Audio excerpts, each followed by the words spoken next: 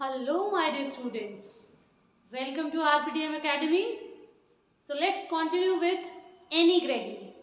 हम पहले ही any Gregory के 2 स्टैंजास पिछली वीडियो में कवर कर चुके हैं और हमने अच्छे से डिस्कस किया कि एनी ग्रेगरी जो है वो एक कॉन्वर्सेशन है पोइट के और एक ब्यूटीफुल लेडी एनी ग्रेगरी के बीच में। हमने पहले भी डिस्कस किया था कि जो फर्स्ट स्टैंजा है उसका स्पीकर पोइट खुद है, जो सेकंड स्टैंजा है उसका स्पीकर मीन्स उसको बोलने वाला एनी ग्रेगरी खुद है।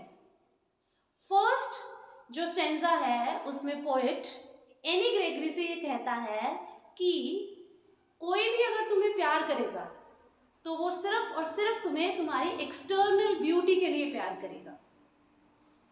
तुम्हारे ये जो हनी कलर्ड हेयर हैं इनके लिए कोई तुम्हें प्यार करेगा। और फिर सेकंड स्टैंजा में एनी ग्रेगरी उसको रेस्पॉन्ड बैक करती है और कहती है कि अगर कोई मुझे मेरी एक्सटर्नल ब्यूटी के लिए प्यार करेगा तो I can change my external beauty. और यहाँ पे एक्सटर्नल ब्यूटी का सिंबल जिसे पोइट ने बनाया है वो है उसके हनी कलर्ड या येलो हेयर, जिसको वो रैम्पार्ट भी कहता है। रैम्पार्ट मीन्स हाई वॉल, जैसे किसी किले के बाहर ऊंची ऊंची दीवारें होती हैं और किला दिखाई नहीं देता, उसी तरीके से।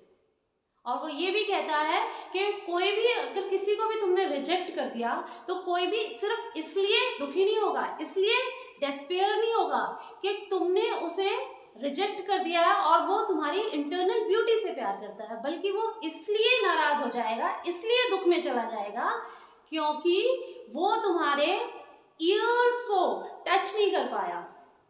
मतलब वो तुम्हें तुम्हारी एक्सटर्नल ब्यूटी के लिए प्यार करेगा, ना कि तुम्हारी इंटरनल ब्यूटी के लिए।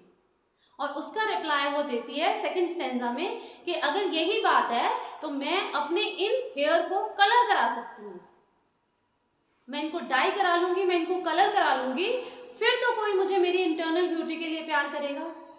और फिर से पोइट इस बात का एक्सप्लेनेशन देता है, इस बात को रिप्लाई बैक करता है थर्ड स्टैंजा में। So let's start the stanza. देखिए, I heard an old religious man but yesterday night declare it is, just a moment,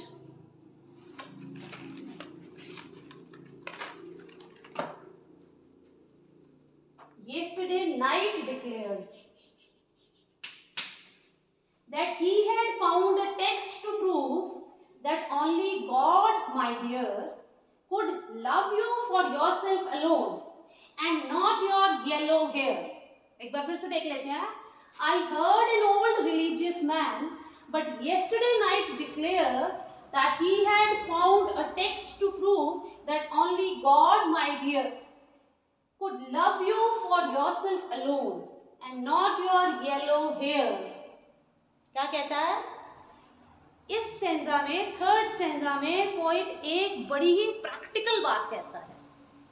एक ऐसी बात कहता है जो एक्चुअल में सुनने में हमें और आपको लगेगा कि हाँ शायद सच है। वो क्या कहता है? वो कहता है कि इस दुनिया में कोई भी ऐसा इंसान नहीं है जो कि तुम्हें तुम्हारी इंटरनल ब्यूटी के लिए प्यार करेगा। ये दुनिया ही ऐसी है, this world is like that everybody, every young man, if he is in love with you, अगर वो तुमसे प्यार करेगा तो उसका कारण हमेशा और हमेशा तुम्हारी एक्सटर्नल ब्यूटी ही रहेगी। वो कभी भी कोई भी यंग मैन तुम्हें तुम्हारी इंटरनल ब्यूटी के लिए, तुम्हारे योरसेल्फ अलोन, वो यहाँ पे बोलता है ना योरसेल्फ अलोन मीन्स सिर्फ तुमसे प्यार करे, ऐसा कोई इंसान होता ही नहीं है। क्या कहता है वो कहता है आई heard an old religious man, मैंने एक बूढ़े धार्मिक आदमी को कहते हुए सुना, येस्टरडे नाइट डिक्लेयर, जिसने कल रात को ये घोषणा की थी। मैं कल रात एक बूढ़े रिलीजियस आदमी से मिला था, एक बूढ़े आदमी से मिला था, एक रिलीजियस आदमी से मिला था, एक धार्मिक आदमी से, कोई साधु समझ लीजिए, कोई संत समझ लीजिए, कोई फॉर्च्यून टेलर समझ लीजिए, जिसने ये डिक्लेयर किया, जिसने मुझे बताया कि दुनिया में ऐसा कोई होता ही नहीं, that he had found a text to prove, कि उसने कहीं कोई टेक्स्ट, अब टेक्स्ट का मतलब यहाँ पे होता है कुछ भी जो लिखा हुआ है, दैट इज टेक्स्ट। हम कहते हैं ना I will text you, text you मतलब मैं तुम्हें कोई मैसेज सेंड करूँगा, मैं तुम्हें मेल करूँगा, मैं तुम्हें व्हाट्सएप पे मैसेज सेंड करूँगा, मैं तुम्हें टेलीग्राम पे मैसेज सेंड करूँगा। ओके, सो यहाँ पे टेक्स्ट कुछ भी हो सकता है। टेक्स्ट किसी स्पिरिचुअल बुक में लिखा हुआ कोई पेज हो सकता है, कोई कोटेशन हो सकती है। तो वो क्या कहता है, that I had found a text to prove, कि मेरे पास कोई टेक्स्ट है, कुछ रिटन डॉक्यूमेंट है जो ये प्रूव करता है, जो इस बात को प्रूव करता है क्या, that only God my dear could love you for yourself alone, कि इस दुनिया में कोई तुम्हें सिर्फ तुम्हें प्यार करे, कोई ऐसा जिसे तुम्हारी एक्सटर्नल ब्यूटी से, कि तुम्हारे हेयर का कलर कैसा है या हाउ यू लुक लाइक, तुम दिखती कैसी हो, जिसे इस बात से कोई मतलब ना हो, जो तुम्हें सिर्फ तुम्हारे लिए प्यार करे। ऐसा दुनिया में एक ही इंसान हो सकता है, कौन, क्या कहता है, that only God my dear, ऐसे तो सिर्फ भगवान ही है, वरना तो इंसान का नेचर ऐसा है, दैट बाय डिफॉल्ट ही इंसान ऐसा है, humans are like this only, that they will love you for your external beauty, they are not going to love you for your inner soul. तुम कैसी हो इस चीज के लिए वो तुम्हें प्यार नहीं करेगा।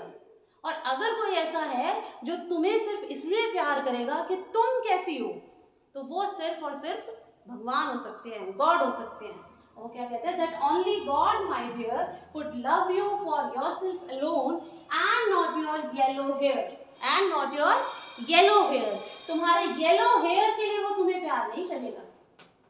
कौन, ऐसा कौन हो सकता है, गॉड। ये जो बार बार पोएट हेयर की बात करता है, basically he is not talking about hair only. Hair, yellow hair या honey coloured hair, it is a symbol of beauty. ये इसको ब्यूटी के एक प्रतीक के रूप में यूज कर रहा है बार बार। तो कभी ये क्वेश्चन भी पूछा जा सकता है, तो यहाँ पे कौन सा आप कहेंगे पोएटिक डिवाइस है, तो आप वहां पर कह सकते हैं कि सिंबॉलिज्म है। जब किसी एक चीज को किसी सिंबल के रूप में यूज करता है पोएट, तो आप उसको कह सकते हैं सिंबॉलिज्म इज देयर। ठीक है, so with this beautiful poem comes to an end, और होप आपने अच्छे से समझ लिया होगा। और मुझे लगता है कि अब कम से कम अगर कोई क्वेश्चन पोएम से आया तो आप अच्छे से रिप्लाई कर पाएंगे। Thank you.